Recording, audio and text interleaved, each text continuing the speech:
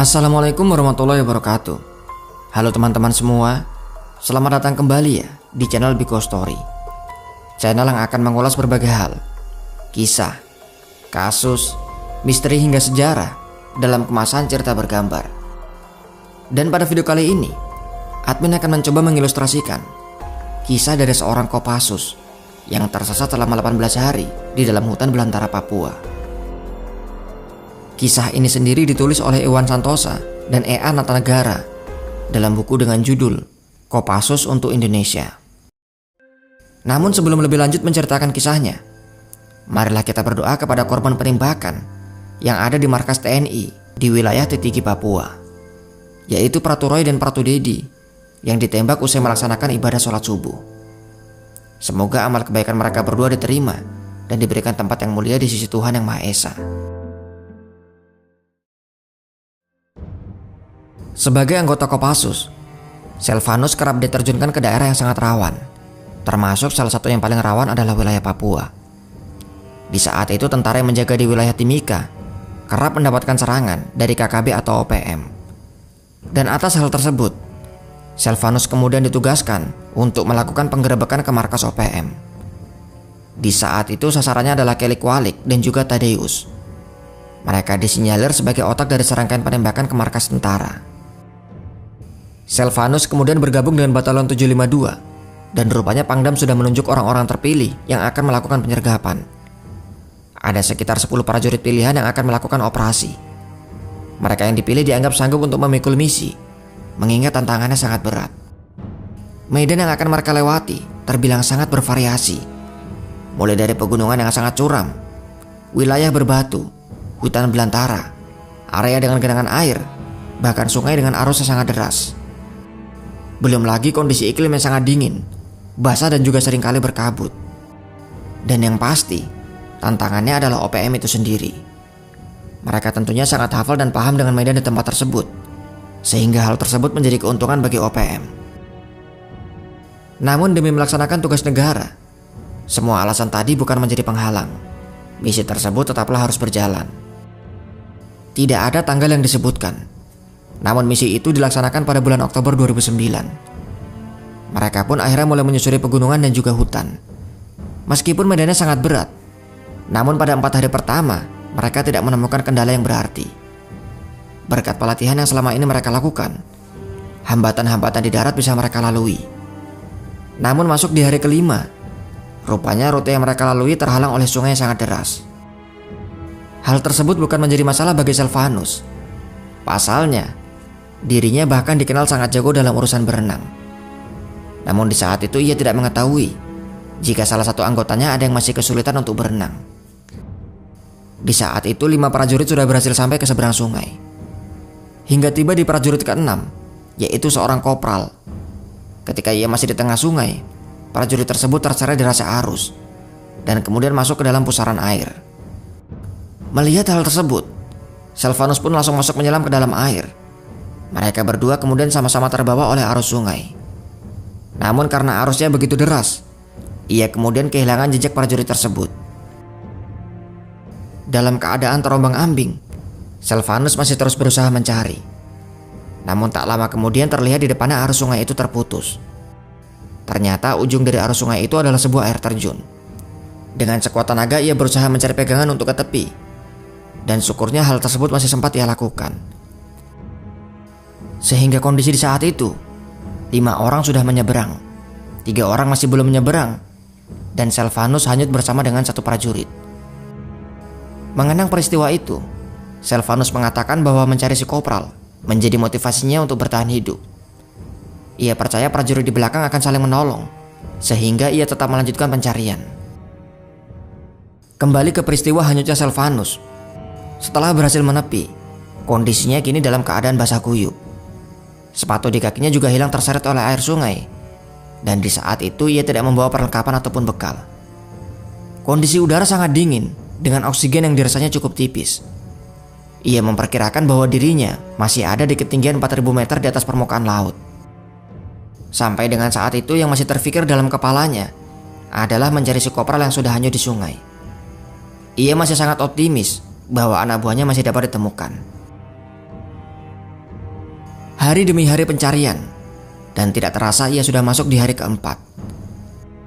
Tanpa bekal ia tetap berusaha bertahan hidup, memakan akar dan juga pucuk tanaman yang dianggap tidak beracun.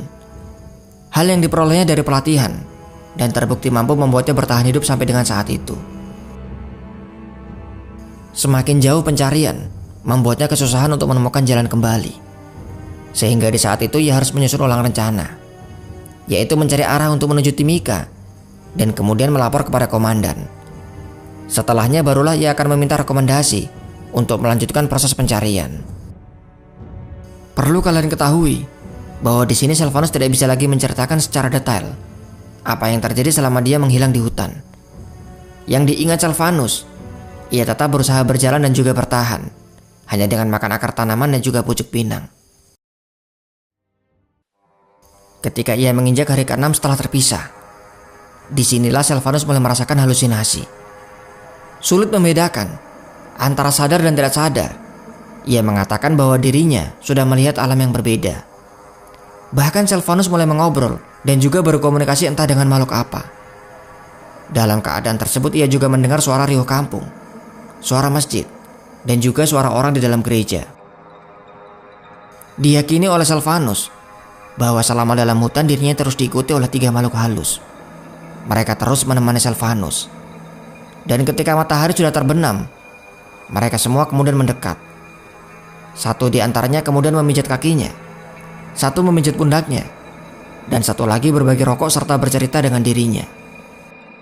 Entah apakah itu hanya halusinasi, atau mungkin memang Silvanus sudah berkomunikasi dengan alam yang berbeda.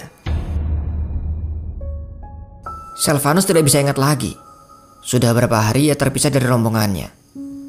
Hari terakhir sebelum Silvanus ditemukan, dirinya sudah hampir kehilangan kesadaran. Namun di saat itu ia masih terus berusaha berjalan ke arah Timika. Ia bahkan masih mampu melewati sungai dengan lebar 200 meter sebelum akhirnya dirinya benar-benar sampai di Timika.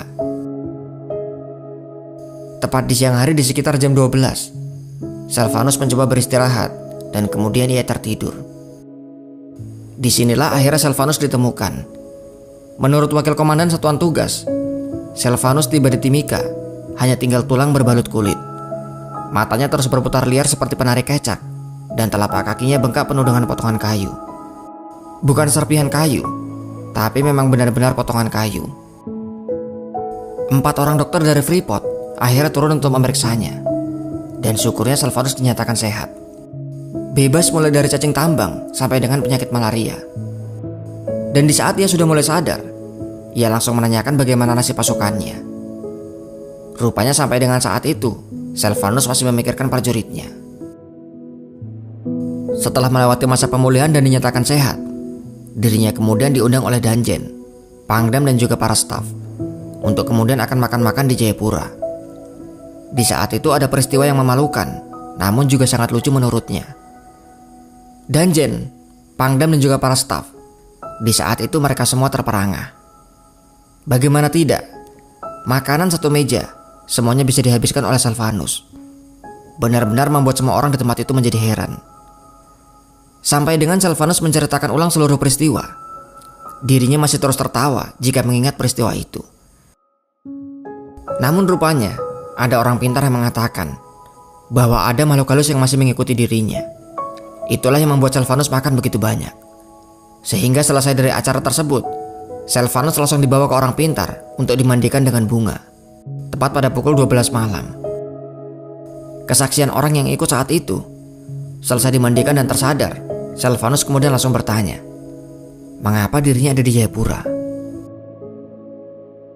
Itulah kisah dari Silvanus, seorang Kopassus yang selamat setelah 18 hari dalam hutan Papua. Versi lain menyebutkan ia tersesat selama 11 hari. Entah mana yang benar, karena memang tidak ada tanggal yang disebutkan. Nama Silvanus juga hanyalah nama samaran. Tidak ada juga informasi lain dari operasi tersebut. Apakah anak buahnya berhasil ditemukan atau tidak? Dan apakah misi tersebut tetap dilanjutkan? Yang mungkin semua itu disamarkan demi menjaga rahasia negara. Namun kisah ini memanglah kisah nyata, dimuat dalam sebuah buku dengan judul Kopassus untuk Indonesia, ditulis oleh Iwan Santosa dan juga E.A. Natanagara. Dari sini kita bisa melihat contoh luar biasa seorang pemimpin yang terus berusaha mencari dan tidak ingin meninggalkan prajuritnya yang hilang. Mungkin sekian kisah kali ini. Jika ada kesalahan ataupun informasi yang berbeda, silahkan tuangkan dalam kolom komentar di bawah. Sampai jumpa kembali di video selanjutnya. Wassalamualaikum warahmatullahi wabarakatuh.